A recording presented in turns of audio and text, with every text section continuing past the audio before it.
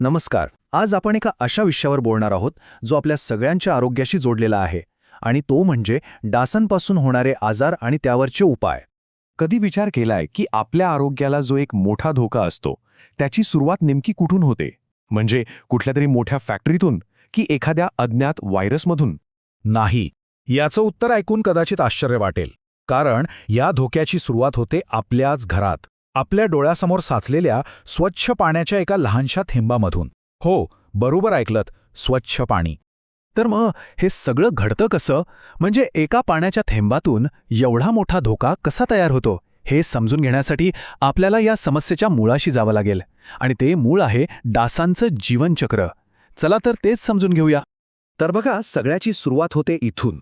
मादी डास काय करते? ती आपली अंडी साचलेल्या पाण्यात किंवा पाण्याच्या अगदी जवळ घालते. आणि किती? तर एका वेळी चक्क 100हून अधिक अंडी. विचार करा.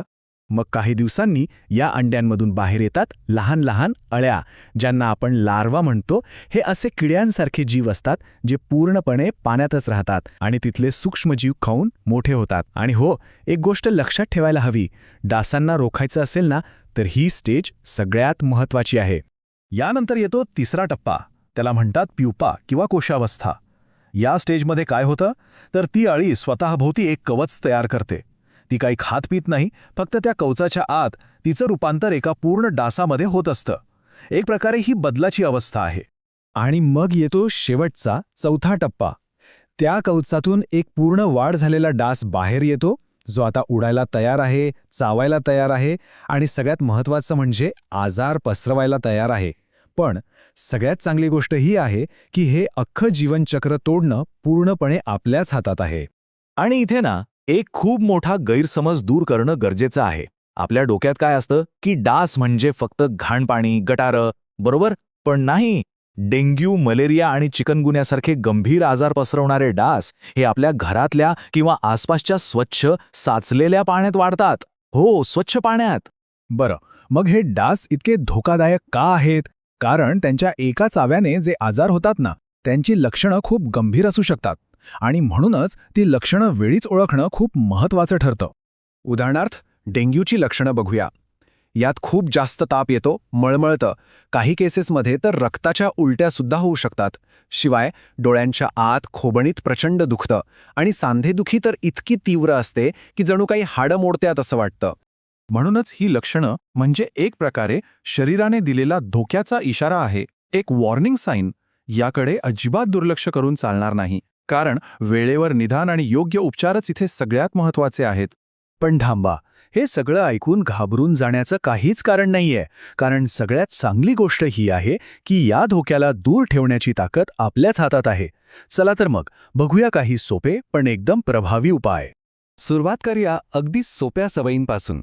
पहिली गोष्ट, घरात जिथे कुठे पाणी साठवून ठेवलं जातं, म्हणजे पाण्याची टाकी असेल, माठ असेल, बादल्या असतील, त्या सगळ्याला नेहमी घट्ट झाकण लावून ठेवा. दुसरं, आठवड्यातून एक दिवस कुठलाही कोरडा दिवस म्हणून पाळा. म्हणजे काय? तर त्या दिवशी घरातलं सगळं साचलेलं पाणी काढून टाकायचं आणि भांडी कोरडी करायची. आणि तिसरं, जर घरी मोठा हौद किंवा टाकी असेल तर त्यात गप्पी मासे सोडा. हे मासे डासांच्या आळ्या फस्त करतात. एकदम नैसर्गिक उपाय हा.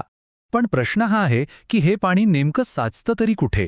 कारण अशा अनेक जागा आहेत ज्या आपल्या लक्षातही येत नाहीत, पण डासांसाठी मात्र त्या अगदी आयत्या पैदास केंद्र बनतात. चला एक नजर टाकूया. आपल्या घरातला एअर कूलर, फ्रिजच्या मागे जी पाण्याची ट्रे असते ती, घराबाहेर किंवा गच्चीवर पडलेले जुने टायर, फुलदाणीतलं पाणी, कुंड्यांच्या खालची ताटली. इतकंच नाही तर बाहेर पडलेली नारळाची करवंटी किंवा एखादं रिकामा भांडं. या सगळ्या जागा डासांसाठी म्हणजे पंचपक्वान्नाचा थाट आहे. त्यामुळे या जागा आठवणीने तपासा आणि कोरड्या ठेवा. म्हणूनच लक्षात घ्या, या लढाईतलं सगळ्यात मोठं आणि प्रभावी शस्त्र म्हणजे डासांना जन्मालाच येऊ न देणं. त्यांची जी उत्पत्तीची ठिकाणं आहेत तीच मुळापासून नष्ट करणं. हाच यावरचा खरा आणि पक्का उपाय आहे. कारण शेवटी काय, आपलं घर सुरक्षित ठेवणं म्हणजे आपल्या कुटुंबाला, आपल्या जवळच्या माणसांना निरोगी ठेवणं. ही एक छोटीशी पण नियमितपणे घेतलेली काळजी आपल्या प्रियजनांना एका मोठ्या आजारपणापासून लांब ठेवू शकते. मग चला सुरुवात करूया एका छोट्याशा कृतीने.